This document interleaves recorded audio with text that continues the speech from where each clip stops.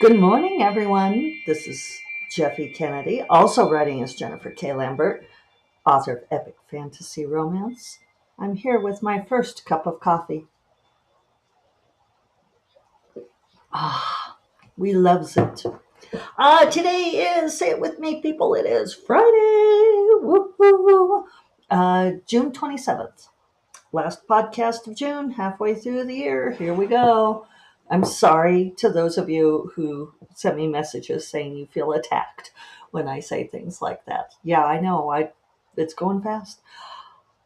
Book tour next, well, week after next, but still, July is here after so long of waiting for Never the Roses to come out. It is here, coming out July 8th. The delightful Kelly Robson arrives on Wednesday evening, and we have many fun things planned. And then book launch here in Santa Fe at Beastly Books, going to be super fun. Please come if you're in Santa Fe or want to be. Gorgeous time of year to visit Santa Fe. We're starting to get the monsoon rains, which is amazing. Need that water. Yeah, so Tuesday, July 8th, 5:30, Beasley Books, George R. R. Martin's bookstore. Come on down. Melinda Snodgrass is going to be in conversation with me. I think that's funny how they put that. It's like she's not interviewing me. We're just in conversation, as if Melinda and I are not in conversation all the time. It's the you're a fly on the wall in conversation. And I will be signing books. If you can't be there, you can contact Beasley Books and they will send you a signed copy. You could even get it personalized by me if you request. Just contact them, look them up. I think it's beastleybooks.com. If you Google Beasley Books Santa Fe, you'll find it. Uh, yes. And then the next morning on Wednesday, I fly to Salt Lake City and I will be at Poppy Books on Wednesday evening and in the garden, I believe. And I don't know why I'm doing the plummy accent, because book tour feels very fancy. For those of you new to me, well, and longtime listeners will know this is my first ever book tour. Um, and it's just kind of amazing getting the Cinderella treatment. So then on Thursday, I will fly to Austin, Texas, where I will be in conversation. Apparently, I have to say that with the accent, with the redoubtable Grace Draven, which will be really great. And she's going to just spend the night at my hotel with me. And we are going to spend time together on Friday and tool around and have fun. And then Friday evening, I fly to Columbus, Ohio, where I will be at the Columbus Book Festival on Saturday and Sunday. And then Monday morning, I fly to dun, dun, start spreading the news to New York City. I should have come up with a song for everything, but you're all like, no, Jeffy, please don't. Um, Clearly, I'm just over the moon about all of this. So, yeah, I fly to New York City. I'm going to see a show with my agent, dinner and a show. And Tuesday evening, I will be at the Union Square Barnes and Noble with Sarah Beth Durst, whose book, The Enchanted Greenhouse, comes out that Tuesday, the 15th. And so we are doing her launch event, and I will be there to be in conversation with her. But also, lots of my books will be there. Lots of my books will be at all of these locations. So, yeah, it's going to be super exciting. I'm really looking forward to all of this. It's kind of going to be the week-long party. Kelly Robson is the best of friends. She's staying here for, well, some time before I leave, obviously, so that we can play, and then she will be here the whole time to be company for David and look after him while I'm on book tour, so I don't have to worry, which is one of the nicest things anybody has ever done for me. And then we'll have a little bit of time when I get back to hang out, and she's going to treat it like a writing retreat. So she'll be the first casita guest, and we'll get her reviews of what an amazing space it is. Um, yeah. So I don't know if I'm leaving anything out. There will be more stuff coming. There's still something coming in July that they're saying, no, you can't talk about it yet. And yes, that's exactly how they say it. I don't know. It's not clear to me why it's still secret because other stuff has been announced for this event. And they ran the plane ticket times through me and they're buying my plane ticket, so I'm definitely going. But I don't know. I don't know. The savvy among you can probably figure out what it is. But yeah, I'm not allowed to say it. Why? Why? Why? Nobody knows. Anyway, so I'm going to have a very busy July, and it's going to be like mostly traveling and partying and not writing. But um, I believe I told you all on Tuesday. Yes, I did. Yeah, that I am working on the revision of book 2. It's going well. We had an additional meeting yesterday that editor Ali referred to as kind of the fire break meeting.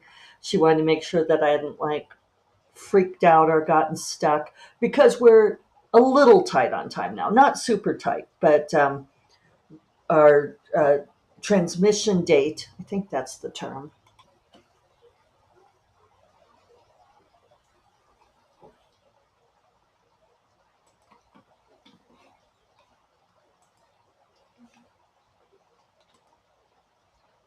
And um, yeah, sorry, there was a little bit of funny bobbling there. It might have sounded weird on your end. As I always say, I can't tell. If only she would edit these, but she's not going to. So I like to think that this adds texture. It adds verisimilitude. Um, yeah, that you would can imagine that if we were sitting and having coffee in the coffee shop, that this is when the server came by to ask, interrupting our conversation to ask if everything is okay. Uh, yeah, so we have time. Transmittal date means when it gets turned over to production. We did find out at the meeting yesterday that it's being printed domestically, so we don't have to worry about um, shipping times, containers going across the ocean. And we have a potential title. It's been approved by a few people. It still has to go through like all of the um, marketing people and so forth. So basically, Ali suggested the title. Diana, assistant to Ali, suggested a title. So here's I'll tell it in order. That would be helpful, wouldn't it? So I'm gonna have to do an aside, which hopefully won't completely derail me.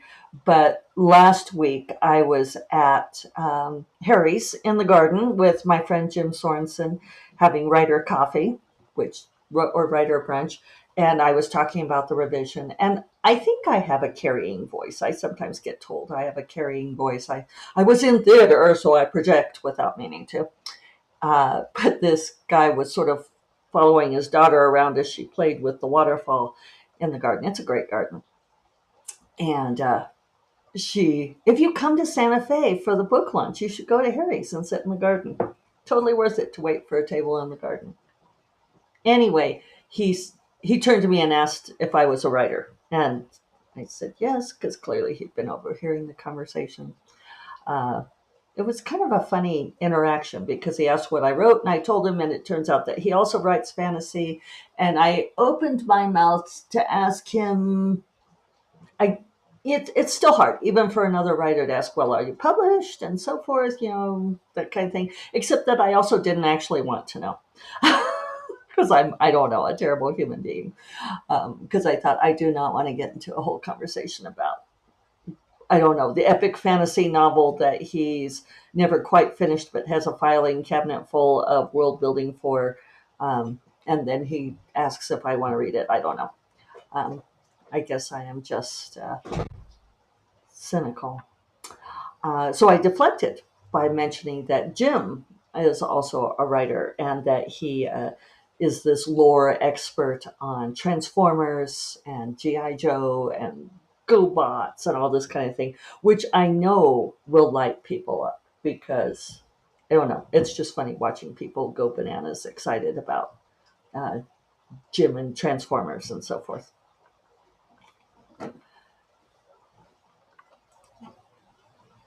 So anyway, I didn't find out what anything more about it.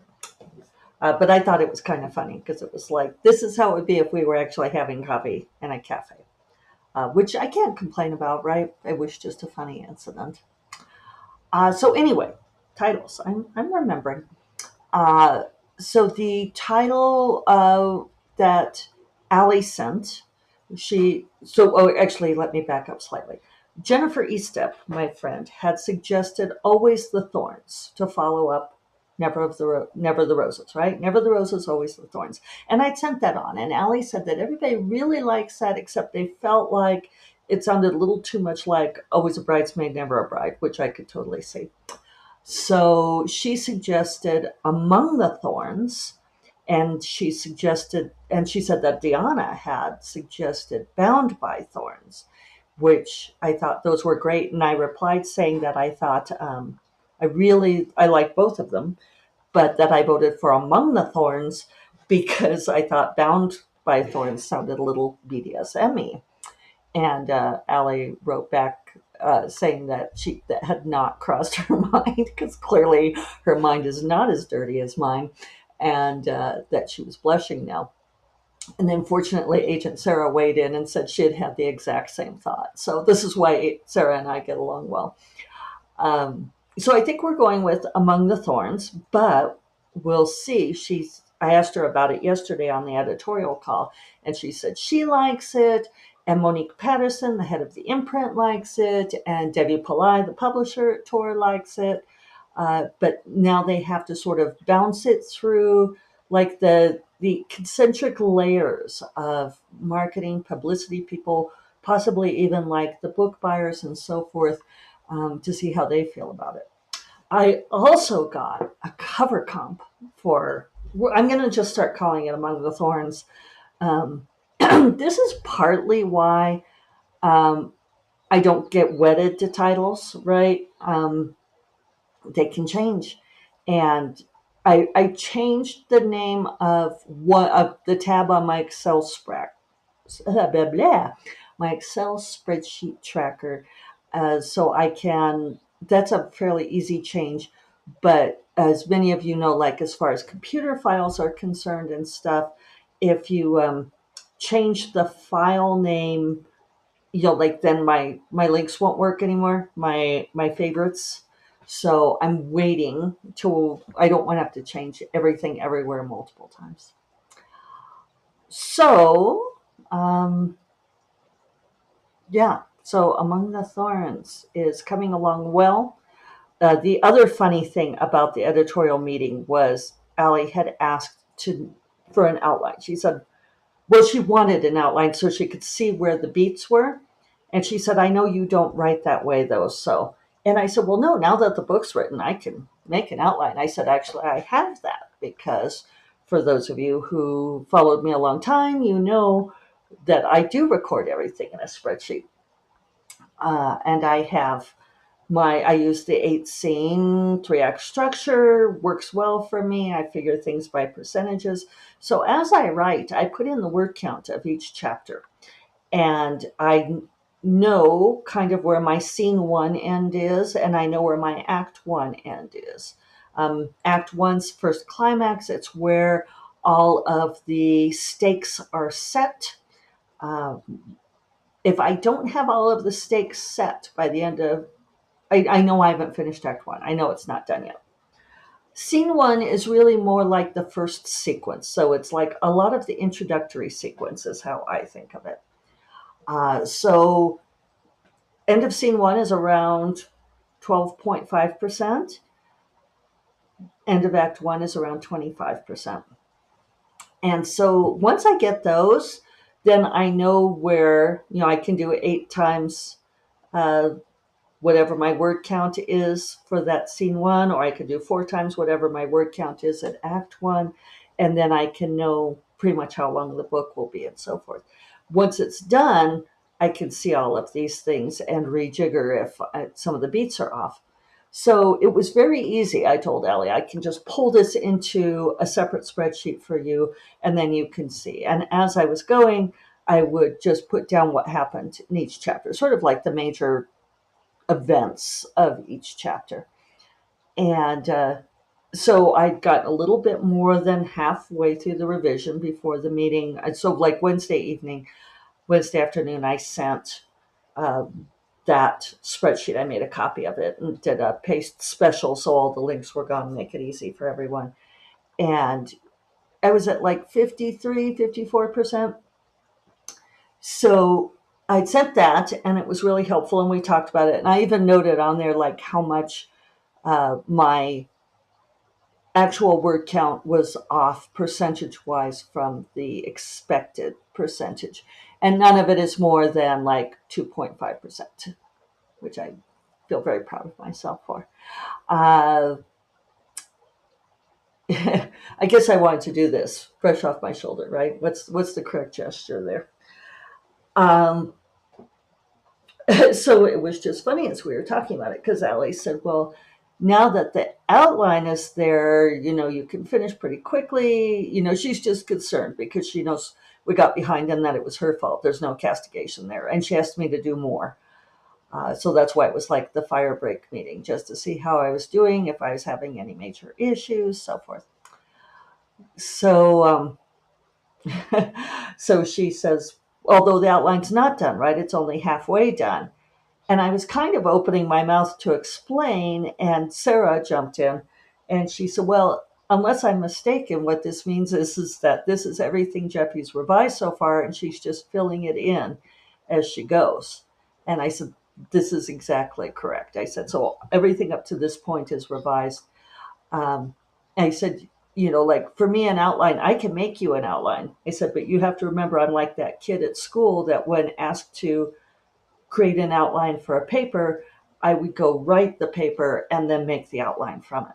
And Ellie was like, I've never heard of anyone like this process. And it was kind of funny. I mean, it's really fun. We were having a great conversation. Sarah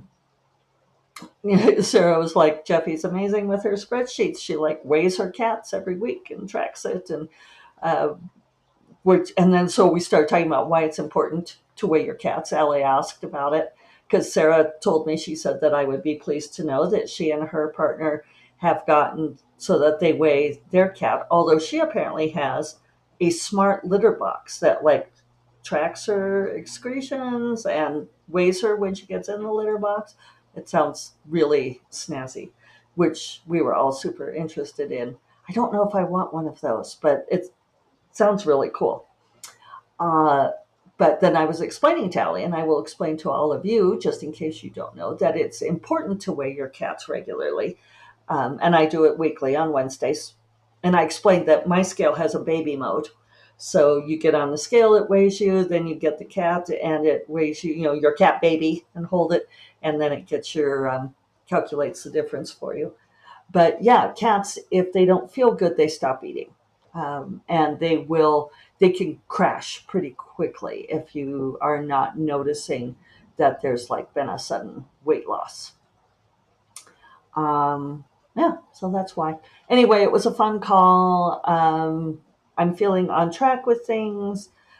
We'll see where I end up today. The last couple of days have been slower, but it's not surprising to me. I had some distractions, but then also it was a little bit stickier on the revision.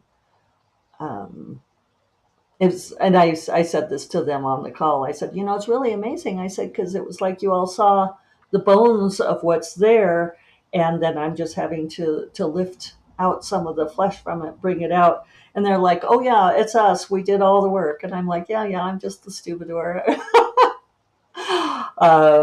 Anyway, it's really fun when, I know I've said this before, but I think it's worth reiterating when people say, what's the point of getting a trad deal?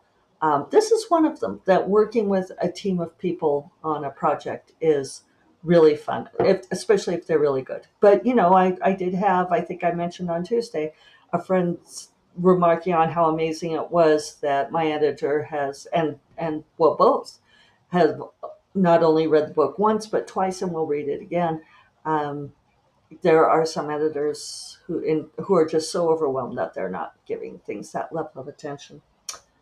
So I'm lucky. I'm lucky in many ways and enjoying that.